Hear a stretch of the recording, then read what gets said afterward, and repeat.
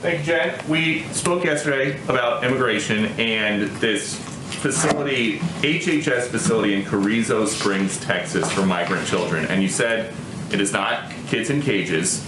We've seen some photos now of containers. Is there a better description? Is it kids in containers instead of kids in cages? What is the White House's description of this facility? Well, let me give a broader description of what's happening here.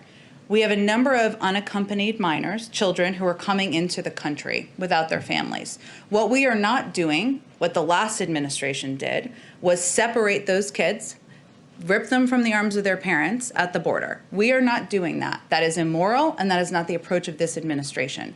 These kids, we have a couple of options. We can send them back home and do a dangerous journey back. We are not doing that either. That is also putting them at risk.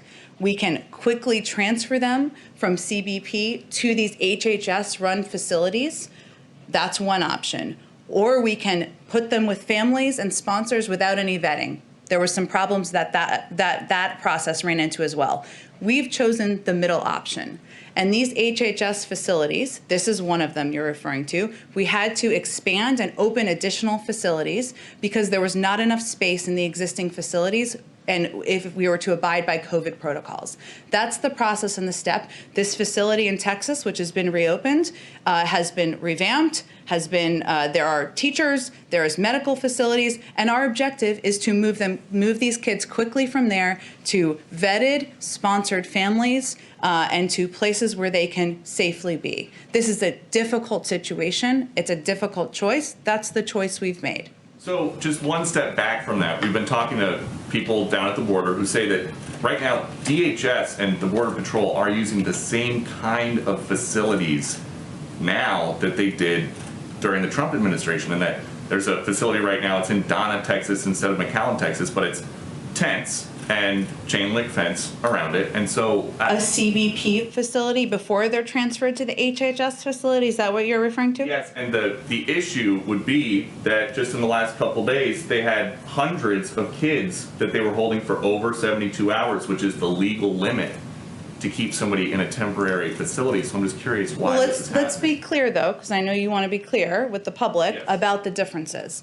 The CBP facilities, which you're right, the objective is to move kids, unaccompanied minors, as quickly as possible, under 72 hours, to these HHS-sponsored facilities, which is the one where we've been referring to in Texas. They are two different things.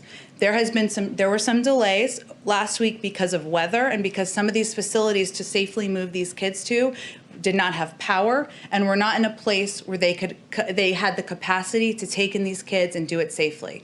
That is not our objective. That is not our goal. So some unfortunately did stay 4 days, 5 days, or longer. But the objective is to move them as quickly as possible to the HHS-sponsored facilities. Has the White House seen the comment from Alexandria Ocasio-Cortez, who, speaking about that HHS facility in Carrizo Springs, said this is not okay, never has been okay, never will be okay, no matter the administration or party? Well, I think the difficulty is, I haven't seen the full context of the quote or interview of the tweet that she shared, but I would say the difficulty is what I outlined earlier.